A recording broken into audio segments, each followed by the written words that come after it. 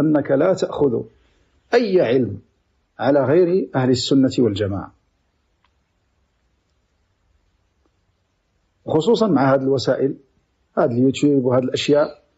ربما المرأة تدخل تستمع إلى شيء يعني لعالم سلفي وتحته يكون رجل منحرف في العقيدة أو رجل منحرف في المنهج، فتسمع لهذا وتسمع لهذا. وخصوصا أن المشاهير في الغالب ليسوا على الجادة، الذين هم على الجادة غالبا مغمورون لا يعرفهم الناس، والذين يذيع صيتهم ويشتهرون من الناس غالبا لأنهم يقدمون للناس ما يحبه الناس لا ما يصلح الناس. هذا فيه كلمة عجيبة لابن باديس رحمه الله من علماء الجزائر، كلمة جميلة ذكر في هذا المعنى، أن رحمه الله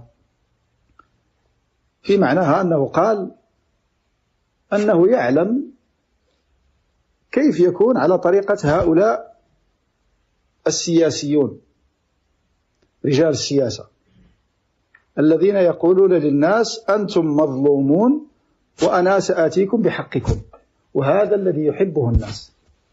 قال لكنني اخترت لنفسي طريقة الأنبياء، أقول للناس أنتم جهال وأنا سأعلمكم دينكم. والناس لا يحبون هذا الصنف، الناس يريدون من يأتيهم بالمال وبالمناصب والمصالح الدنيوية، لكن هذه طريقة الأنبياء، والسالكون لهذه الطريقة غرباء، السالكون لهذه الطريقة غرباء.